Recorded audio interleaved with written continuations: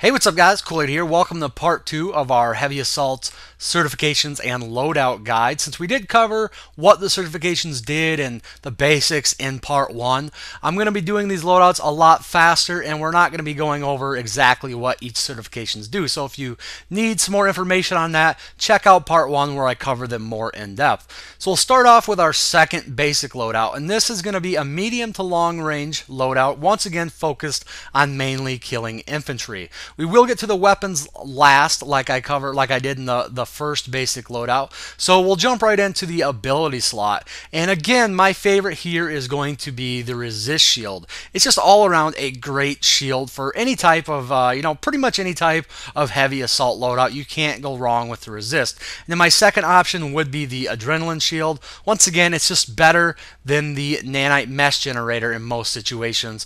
And there's not a whole lot point to using the nanite mesh generator once you have the certification points. So for our suit slot, I'm actually going to be recommending either one of two things depending on what ability slot you went with. If you went with resist shield, you're going to want to go with advanced shield capacitor. Now the reason I say that, and this is something that I failed to talk about in the first video, is that resist shield and nanoweave no longer mesh together. If you're using resist shield, it will cancel out the effects of nanoweave armor, so there's really not a lot of point to use them in conjunction. So if you are going with resist, I would recommend advanced shield capacitor.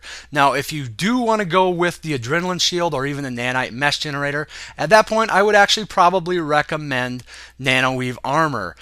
They just work better in conjunction together, and if you're working from these longer, medium to longer ranges, you have the time to let that adrenaline shield or that nanite mesh shield actually regenerate some of its health, where if you're in more close quarters you don't have as much time, so that's why I mainly prefer resist in that scenario.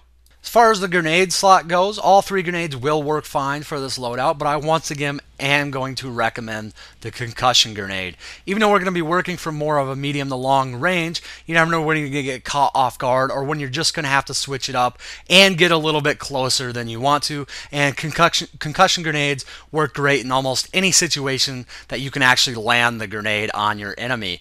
Anti-vehicle grenades, once again, would be my second choice, just because I think they're all around a little bit better than frag grenades, and they do have that capability to at least damage vehicles if placed properly. For the utility slot, I'm going to go with the med pack, and the reason being is because we are working from those medium to longer ranges. We're going to try to not get too close to enemy maxes or enemy vehicles, but we still want to regenerate our health, and that's why I would go with the med pack. As far as launchers go, I'm going to talk about this a little more in depth in the next loadout, but I still prefer the dumbfire rockets here, the decimator or the starting rocket launcher. And that's simply because you can do maximum damage to maxes and or infantry. If you want to get a little bit more versatile, we want to have them capabilities to lock on, then by all means use one of them for this loadout, but I do prefer the dumbfire rockets. When it comes to secondaries here, I'm not really going to recommend too much. The crossbow with detect bolts would actually work decent in this situation.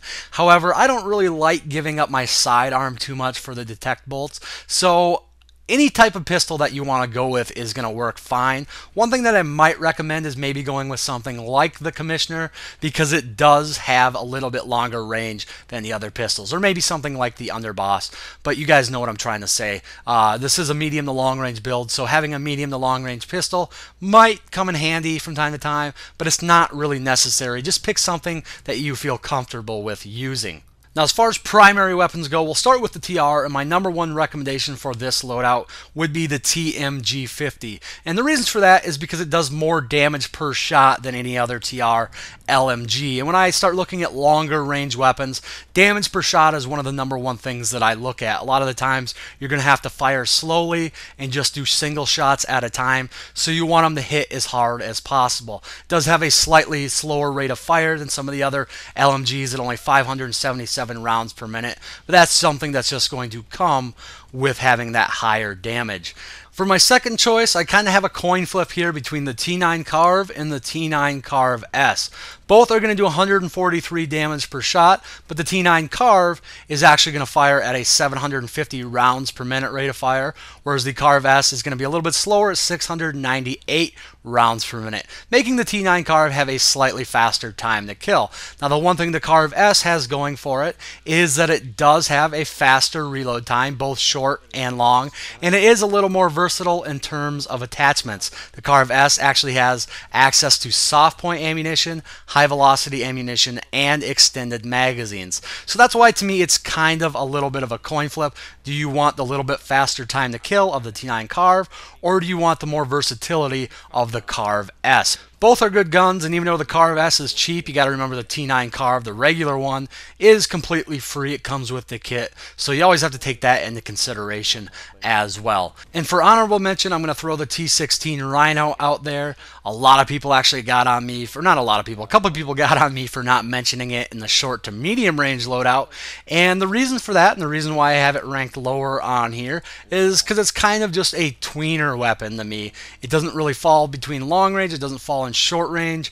It's just kind of that only medium, and it does lack the time to kill of some of the other weapons that I have mentioned. So that's the reason why it didn't make the top 3 on either of my lists, but it still is a good all-around gun. So moving on to the VS, and this is probably my favorite faction to play this type of loadout, and I don't really know why that is. Maybe it's because of the lack of bullet drop, or because I love these top couple guns so much, but I really like playing VS in this medium to long range loadout. So my number one weapon recommendation for VS is probably going to be the Ursa.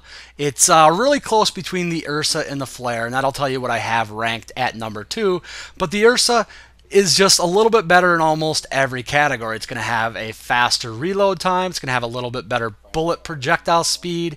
It's going to have, it's just going to be a little bit more controllable. The one thing the Flare does have going for it is it does have a slightly higher rate of fire, but I don't think it's worth giving up some of that other stuff for. So even though I love both of these guns a lot, I do have the Ursa ranked number 1 and the Flare ranked number 2. And I should also mention that both of these guns are 167 damage weapons, and you know, as like I said before, I like the 167 damage weapons typically for my longer range. Now when it comes to the third option for these, I kind of went back and forth between the SV88 and the Pulsar SLW or LSW, and I'm going to go with the SV88 simply because it has access to more attachments. You can throw the compensator on there, which is nice for a medium to long range loadout, and it does have access to high velocity ammunition if that's something you're interested in. Both are really good guns, and both I really like using, but I am going to give the nod to the SVA88. Moving on to the new conglomerate, and once again I fought myself between number 1 and number 2 on this one, but I am going to give the nod to the EM6. This is probably my favorite, or one of my favorite LMGs in the entire game, and if you watched part 1 of this video, you probably remember me drooling over it a little bit in that. It does have 167 damage per shot, which we are looking for in our long range LMGs. It's going to fire at 600 rounds per minute, and it's going to have a 100 round magazine capacity. Short reload and long reload are pretty standard when it comes to LMGs, but all around this is just an amazing medium to long range gun that I don't find myself struggling too much if I have to get into closer quarter situations as well. So that's definitely my number 1. My number 2 is the one that I was kind of flipped back and forth with between the EM6, but that is the NC6 Gauze Saw. This is the starting weapon for the NC, and this is just one of the scariest guns in all the game, both for the user and for the people on the receiving end. It's the only LMG that's going to do 200 damage per shot, but it does come with a slower rate of fire at 500 rounds per minute. But the great thing about that is if you are putting shots on target, this thing is a beast. The downside is its recoil. It's got some pretty hefty recoil to it, especially before you throw some attachments on it, making a lot of people, a lot of newer players that first start using this gun kind of shy away from it. They don't want to spend the money on attachments because it has so much recoil and it's not that great for beginning players to use, which a lot of people have said, why is this the starting gun? Because because of that reason. But once you get some attachments on this thing, you'll realize how deadly it is, especially at that medium to long range, which is, you know, what we're going for with this loadout. And my third choice for the NC is the NC6 Gauze Saw S. It is going to do 167 damage, again, per shot. It's going to have a little bit slower rate of fire at 577 rounds per minute, or slower than the EM6. But again, kind of like the Carve S, it does have a wide variety of attachments available to it. It's just a versatile long-range weapon, or medium to long-range weapon. And since it's got its buffs, it's definitely viable. I know a lot of people were down on it prior to that, but now it's just an all-around good medium to long-range weapon. As far as attachments go, I'm not going to go into too much detail on this, but since these are heavier hitting guns that usually have more recoil to them, it's always usually a safe bet to throw the foregrip and maybe a compensator on there as well. Now, the downside to the compensator is that you're going to show up on the mini map a little bit more, but if we're staying in that medium to long range, it's not going to be as important. As for optics, you can go with whatever you want, but I still typically like just the 1X reflex scope or the IRNV. Both are going to be really good options. If you want to get a little more, if you feel like the 4X or the 3.4, if you feel like they're helping you, then by all means throw them on there. Again, that's just mostly personal preference. So there you have it. There's my medium to long range build with weapon recommendations. Just to recap the actual loadout, for our ability slot, we're going to be going with resist or possibly adrenaline. For the suit slot, we're going to be going with advanced shield capacitor if you are going with resist shield, or nanoweave armor if you are going with adrenaline shield.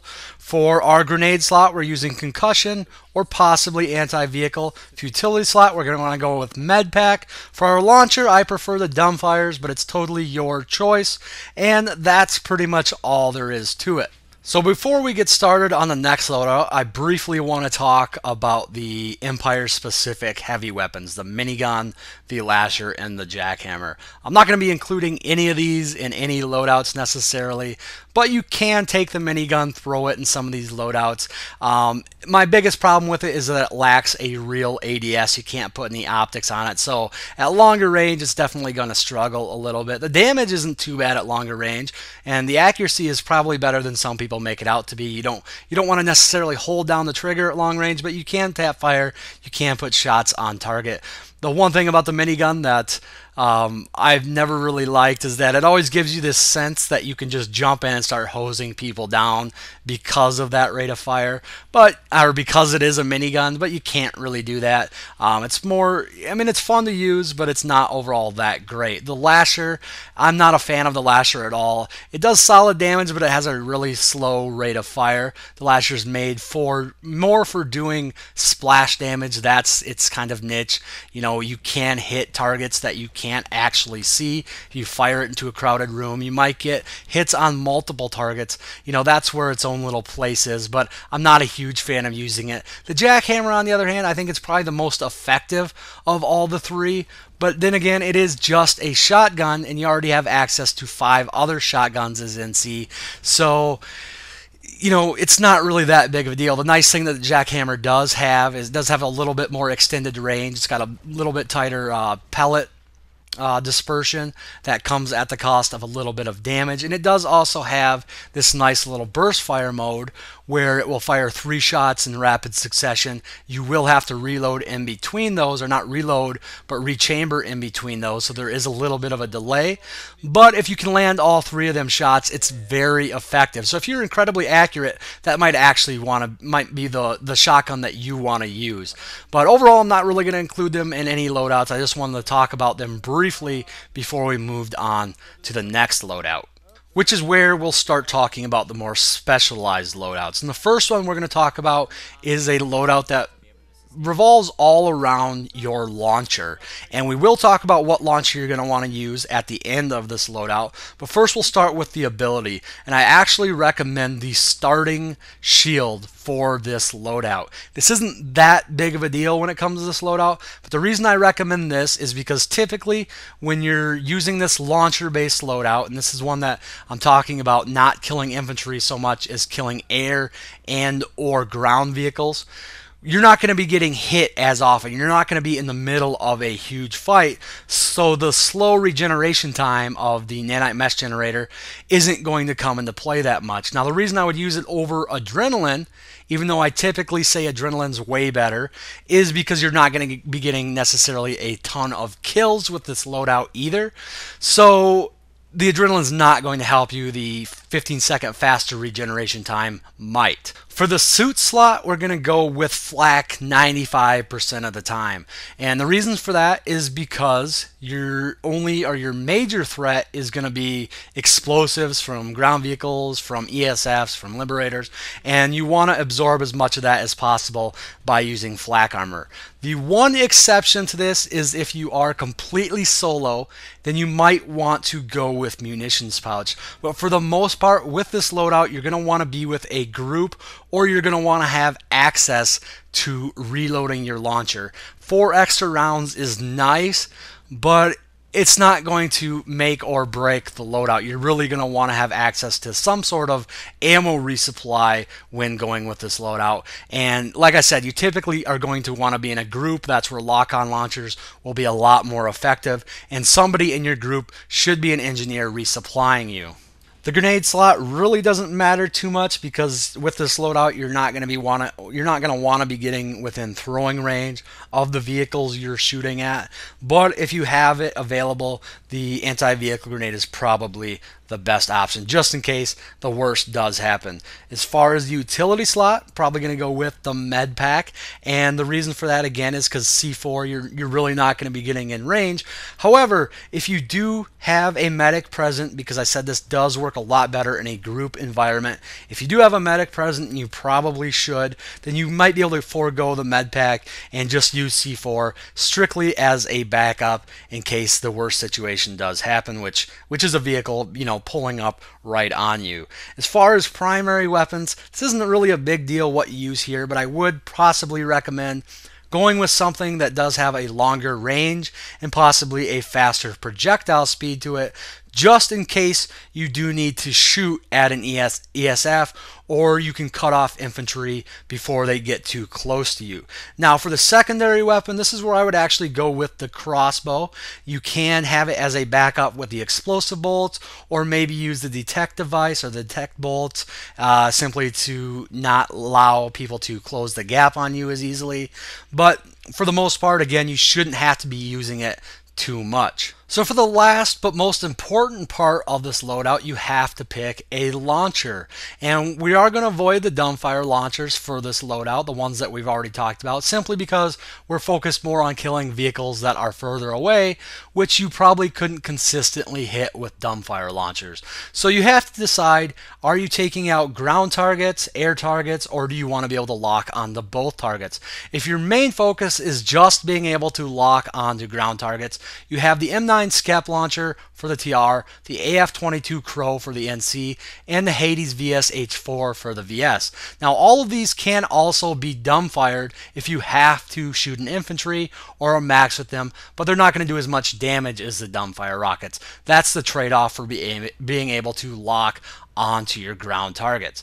Now for the air, you have the ASP-30 Grounder for the TR, the Hawk GD68 for the NC, and the Nemesis VS-H9 for the VS. And again, these can be dumbfired, but they can also lock onto air targets. Now, my personal preference would be to go with something like the Annihilator, which can lock onto both air and ground targets at the cost of not being able to be dumbfired. But for the all intents and purposes of this loadout, you shouldn't have to be dumbfiring your rockets. And if you're working in that group like you should be, you want to have access to be able to kill both air and ground vehicles, or be able to both lock on to air and ground vehicles.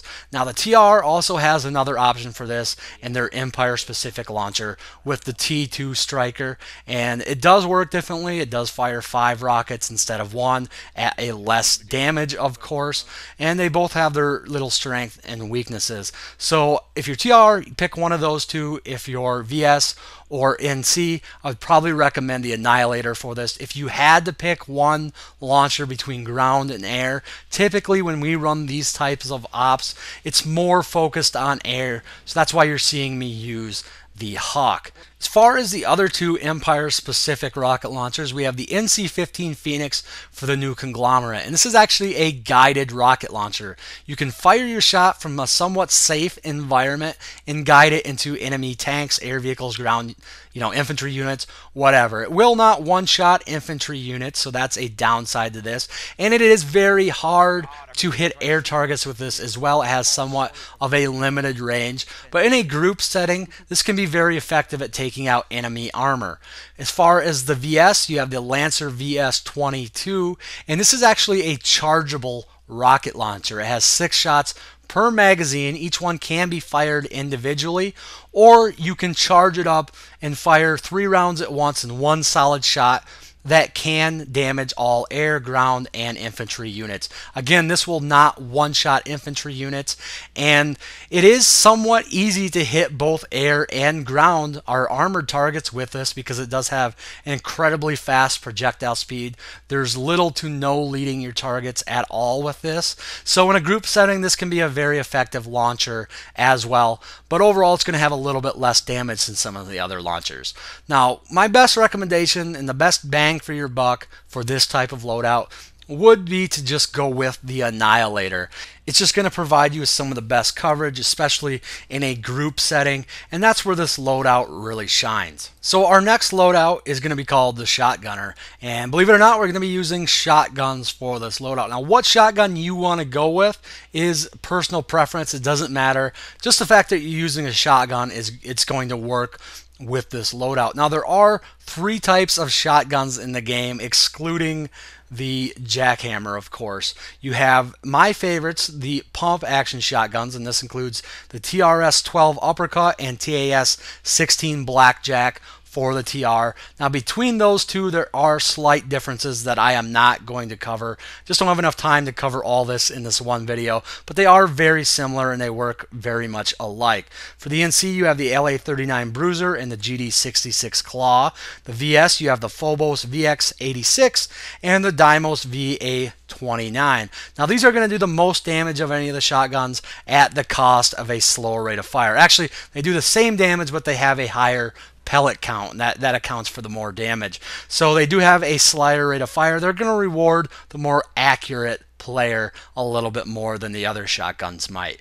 My second favorite shotguns among this group fall into the semi-automatic category. And again, like the pump actions, there are 2 semi-autos for each faction. Now, they are slightly different, kind of like the pump actions, but I actually do have a preference when it comes to these. One set is going to offer a slightly bigger magazine, or 2 rounds more per magazine, and the other set is going to offer a faster reload time. And I actually do prefer the ones with the faster reload time, just because I'm somewhat, addicted to reloading, and I find that suits my playstyle a little bit better. So for the faster reload semi-automatic shotguns, we have the Mauler S6 for the NC, the FA1 Barrage for the TR, and the Thanatos VE70 for the VS. Now, for the slower reloading, we have the NC-12 Sweeper for the NC, the TS-4 Haymaker for the TR, and the Nova for the VS. Now, the third category of shotgun, and probably my least favorite, is the fully automatic. They do feature a faster rate of fire, but at the cost of a little bit of less accuracy or bigger pellet dispersion. We have the Pandora VX-25 for the VS, the AS-16 Nighthawk for the TR, and the AF-57 Piston for the NC. And again, it doesn't matter what shotgun you go with. I personally prefer the pump actions, but they're all good in their own right, and they all will work with this build or with this loadout. As far as attachments go for your shotgun, extended mags, in my opinion, is a must, and that's the only one that really matters too much. I would not go with slugs. I just don't like using them, especially in this loadout. Now, once you have your shotgun picked out, you need to pick a sidearm, and mostly it is personal preference, but I would again recommend the Commissioner just in case you need to get a few longer range kills, because your shotgun is going to be so limited in that department.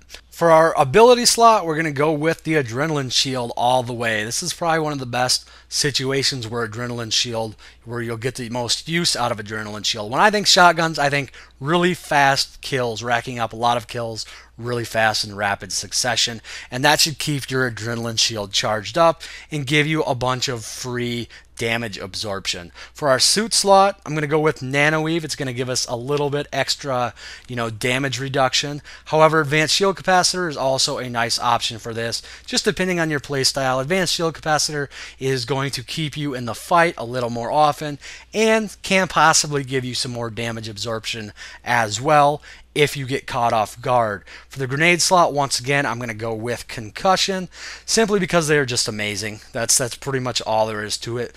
But frag or AV grenades will work okay with this loadout. And the utility slot, we're going to go Med Pack, simply because we want to keep our kill streaks alive as long as possible. Med Pack's going to be the best option for that. C4 is okay, if you run into an enemy max, but remember we do have our launcher available as well. So that pretty much wraps up the shotgunner loadout. And that brings us to our final special loadout, the Demolitionist, when you just absolutely must carry as many explosives on you as humanly possible. And I'll be honest, guys, this is more of a gimmicky loadout, just more for fun. I did have a lot of fun just running around with this. In fact, after you hear the loadout, you'll realize that there's just so many explosives that you don't even know what to do with them all. But anyways, your primary weapon for this loadout isn't going to matter too much. For the sidearm, we're going to run the crossbow with explosive bolts. For our ability slot, we're probably going to want to go with resist shield, but it doesn't matter too much. For our suit slot, we're going grenade bandolier. That's going to give us access to 4 grenades. For our grenade slot, we're going to run anti-vehicle grenades, just so we can spam them at vehicles, and even though we're going to miss half of them anyway because AV grenades bounce around so much, we're going to be able to do some damage to vehicles with our grenades. For our utility slot, obviously going C4. For our launcher, it doesn't really matter, but I like going with the Decimator for this loadout. But as you can see, it's just a gimmicky, fun loadout I decided to throw in at the end of this video. Not too practical for most purposes, but if you just absolutely must kill a vehicle, load up on this, and it's actually kind of fun. So anyways, that pretty much wraps it up. Now you may be wondering why I did not include battle rifles anywhere in this video, and it's simply because I don't like them. I don't like using them, and I don't feel they're more effective in the loadouts that I went over, and really I don't think they start to get more effective than LMGs till you're very far away from your enemy, and at that point it's just not it's simply not a range that I often find myself. Now I may do something on battle rifles in the future. I did pick up the Warden, so if you're really interested in watching some battle rifle gameplay, it will probably come somewhere down the lines, but I didn't want to include it in this video just because I'm not a huge fan of them. But anyways, like I said, that wraps things up. As always, guys, thanks for watching, and I will talk to y'all later.